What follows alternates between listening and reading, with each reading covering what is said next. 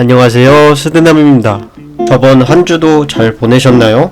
오늘 이야기해볼 주제는 사우디 프로페셔널 리그입니다. 2022년 카타르 월드컵 이후 당시 소속팀이 없던 크리스티아누 호날두의 알 나스르 이적을 시작으로 베테랑, 전성기, 심지어 어리고 유망한 선수들까지 사우디가 데려가게 됩니다. 아무리 돈이 최고라지만 유럽 최고 레벨에서 뛰는 것을 포기하고 바로 아시아 무대로 가는 것에 의문이 들었는데요. 하지만 오일머니의 파워는 대단했습니다. 기존 유럽의 연봉 체계도 말이 안 된다고 생각했지만 사우디는 차원이 다른 돈으로 선수들을 유혹했습니다. 그런 와중에도 축구선수로서의 도전, 팀을 향한 애정을 보이면서 여전히 소속팀에 남아준 선수들도 있습니다. 막대한 오일머니로 유럽 축구의 인재들을 강탈해오고 있는 사우디, 과연 유럽 5대 리그 같은 경쟁력을 가질 수 있을까요? 지금 시작합니다. 사우디아라비아 하면 어떤 이미지가 떠오르시나요? 이슬람 문화를 중심으로 시민들이 우리가 보기에 다소 답답한 전통 의상을 입고 다니는 모습이 떠오르실 겁니다. 이는 사우디라는 나라가 폐쇄적인 문화를 갖고 있음을 우리에게 보여주죠.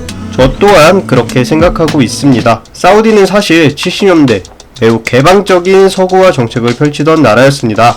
당시 국민정서, 무장 세력의 반란 등으로 오히려 더욱 보수적이고 폐쇄적인 나라로 지금까지 이어져 왔습니다. 그런데 지금의 무함마드 빈 살만 왕세자가 권력을 잡으면서 급진적인 정책을 펼치기 시작합니다. 네옴시티 프로젝트를 시작하고 여성들의 권리를 보장하고 여행을 허가하면서 사우디의 새로운 국면을 시작하였습니다. 이는 스포츠에도 이어져 왔는데요. 작년 페이커 선수가 우승한 EWC가 이를 대표적으로 보여줍니다. 그렇게 세국적인 나라였던 사우디아라비아에서 게임이라는 매우 급진적인 스포츠 대회를 연 것이죠. 이 바람은 전 세계 최고로 보편화된 스포츠, 축구에서도 거세게 불기 시작합니다.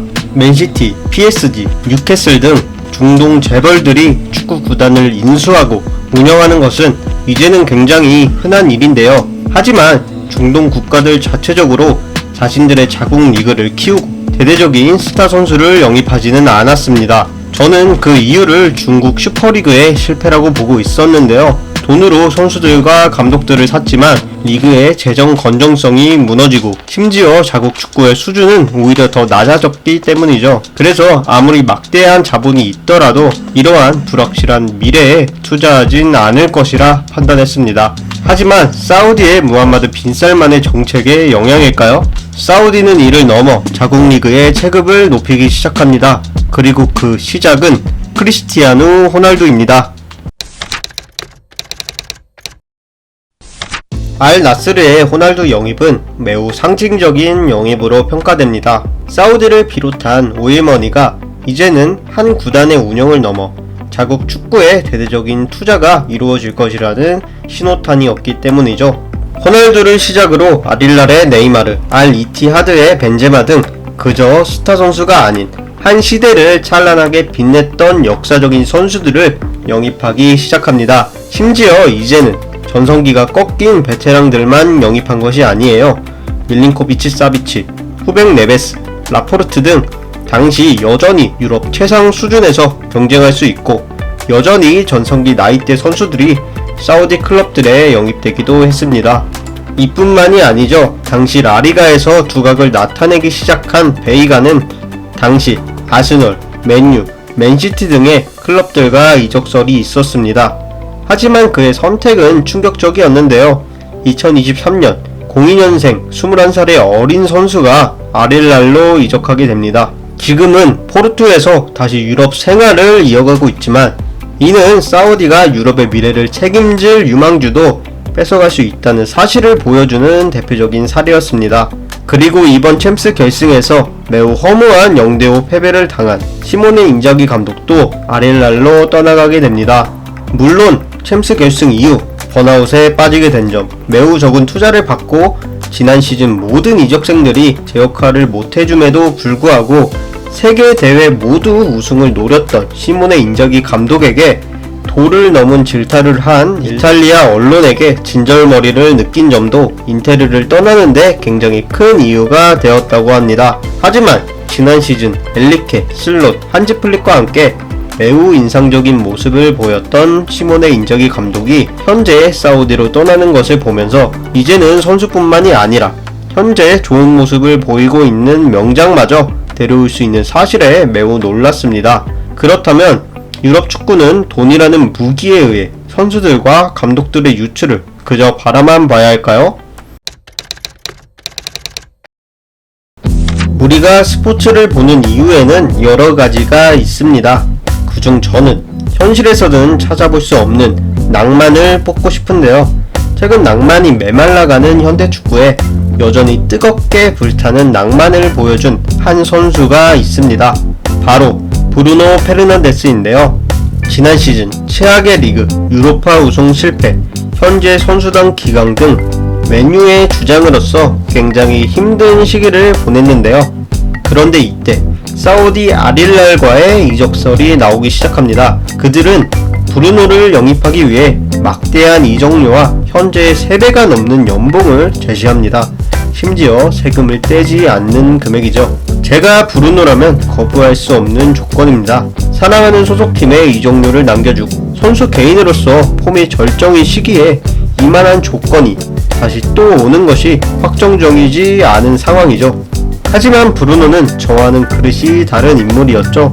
맨유가 원하면 나는 안 떠난다 라는 말과 함께 맨유 잔류 의사를 밝혔는데요. 저는 팀의 찬란한 시기에 일조한 선수들도 레전드라 생각하지만 팀의 가장 어두운 암흑기에 팀을 지탱해주는 선수들 역시 그 팀의 레전드라 생각합니다. 축구는 여전히 이런 낭만이 남아있습니다. 그 막대한 돈도 이기지 못하는 낭만 말이죠. 이번 이적 시장에서 매우 다른 행보를 보여준 시몬의 인자기와 브루노 페르난데스 둘 다 우승 실패라는 좌절감을 겪은 공통점이 있지만 그들의 선택은 상반되었습니다. 그렇다 해도 떠난 인자기 감독을 비판할 수 있나요? 저는 그럴 수 없다고 생각합니다. 그것보다 아직도 이런 낭만을 보여주는 선수가 있고 앞으로도 그러한 선수들이 나타날 거란 희망을 보여준 것이 더 놀랍다고 말하는 것입니다. 사우디는 자국 축구의 수준을 높이기 위함일까요? 아니면 자국 리그를 자신들만의 슈퍼리그로 탄생시키고 싶은 것일까요? 그것도 아니면 그저 정치적 수단에 불과할까요? 그 누구도 알 수 없지만 스포츠적인 관점으로 봤을 때 저는 두 번째에 손을 들어주고 싶습니다. 자신들의 리그를 유럽 5대 리그와 견줄 수 있는 레벨로 만들고 축구를 통한 자연스러운 개방을 하는 것이 목적이지 않을까 생각됩니다. 또한 이 흐름을 잘 살려 2034년 사우디아라비아 월드컵까지 가져가는 게 사우디의 1차 장기 프로젝트라고 생각합니다. 아무리 기술과 의학이 발전해도 선수들의 생명은 짧습니다. 직장인들처럼 하나의 직업을 평생 직업으로 가져가기 힘들죠. 물론 은퇴 이후 성공적인 삶을 사는 사람들이 많지만 그 짧은 선수 생활에서 그들은 땡길 만큼 땡겨야 하는 것도 이해가 됩니다. 심지어 그 돈은 우리의 이해 수준을 아득히 넘어선 금액이기 때문이죠. 하지만 여전히 팀과의 의리를 지킨 낭만과 축구선수로서의 평상심을 가진 선수들이 더 많습니다. 유럽 무대에서 경쟁하는 것이 목표이며 최고 수준에서 매 순간 노력하며 자신만의 기록, 이야기를 써내려가는 선수들이 있습니다. 이는 여전히 우리가 축구를 보게 하는 이유이며 너무나 가혹한 세상에서 누군가에겐 쉼터가, 누군가에겐 뜨거운 무언가를 일깨워 주기도 합니다. 여러분이 축구를 보는 이유는 무엇인가요? 저는 여기서 영상 마치겠습니다. 더 많은 스포츠 이야기가 궁금하시다면 구독과 좋아요 눌러주세요.